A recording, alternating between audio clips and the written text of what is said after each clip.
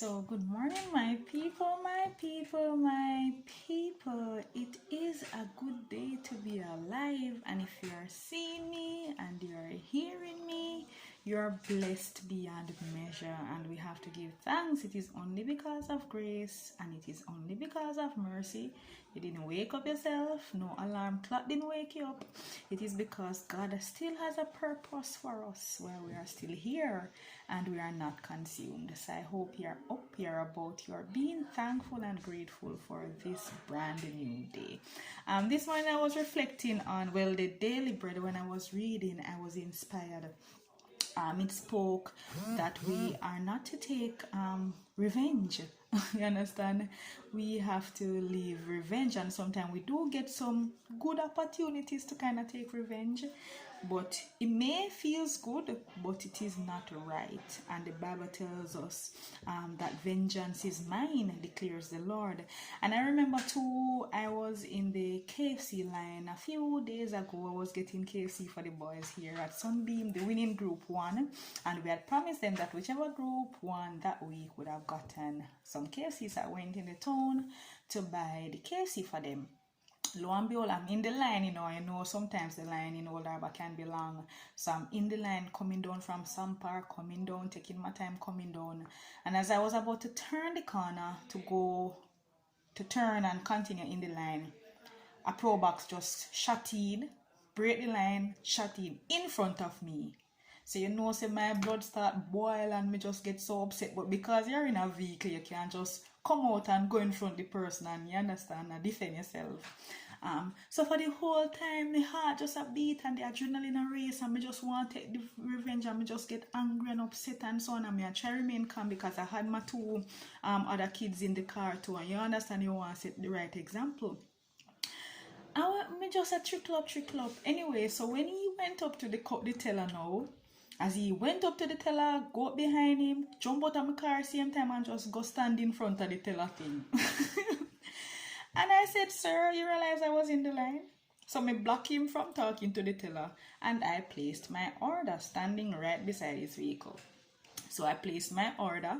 I let him know, say if you did want a little blah, you say something, you can just cut in son or so. I said that is exactly why society is like this. Because of this type of behavior, because you're just shutting in front of me. Everybody is waiting patiently on their turn, and you're just shutting in front of me like that.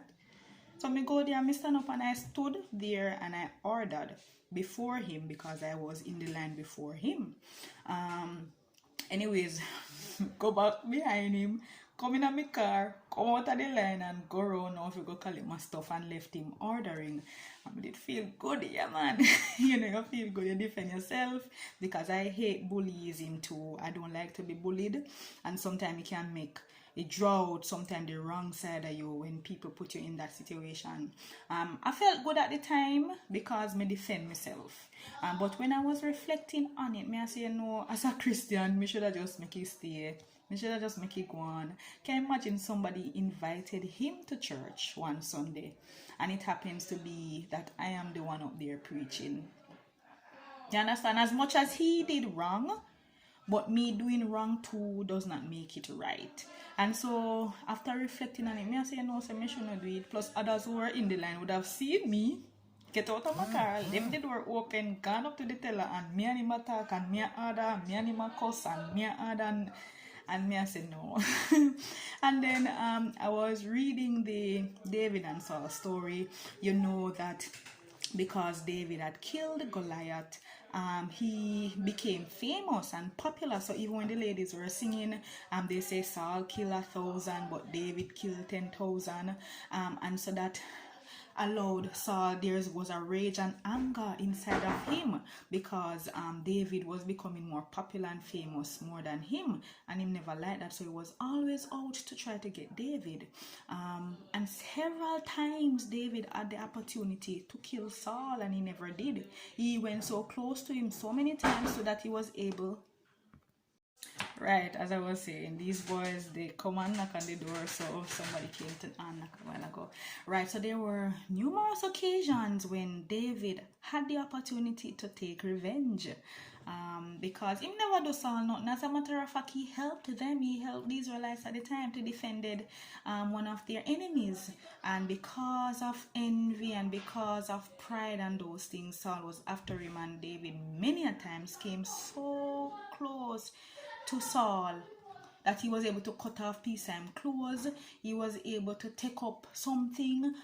You understand, showing Saul that he could have killed him on numerous occasions, but he didn't, because at the end of the day, God had placed Saul as the king there, and David respected that. And so for us too, we have to leave vengeance to God. We are not to take up vengeance for ourselves, because sometimes too, God I got deal with them wickeder than we. You understand? When God are punishing a man, especially when he punishes without mercy, you understand, it would be way worse than how we would have treated them. And so, and then you want to be in line and on the right path with God. And so, as much as it feels, that's why sometimes when I'm angry or so on, me just wait a little to calm down, because sometimes when you act in anger, when you act in frustration, when you act out in those situations where you're not your best, you tend to sin against God. And so I'm still not perfect. I'm working on it. Sometimes I have to just whisper to myself a soft answer, turn it away wrath, but grievous words stir up anger. So if me not have nothing good to say, sometimes me just be quiet. It burn me sometime, but I just be quiet, or me answer to myself still sometime and I laugh.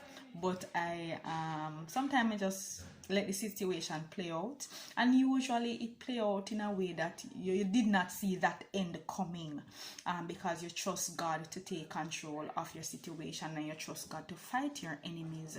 And so I'm challenging us, including myself, I'm talking to myself too, that when we are in situations, especially when we have been wronged, challenging us not to take revenge, reminding us that vengeance belongs to God, and He will reward us what we would have earned. And so just make sure you earn positive reward, and not that God have to punish you. You understand? Mercy, judgment without mercy. You want, when you're judged with mercy. And so continue to have an amazing day, everyone. I have to prepare now for the boys, so do have a blessed and amazing day, and I will catch you some other time as I continue to inspire and uplift and empower us on this pilgrimage journey until it is time for us to exit this stage called life. Blessings, everyone.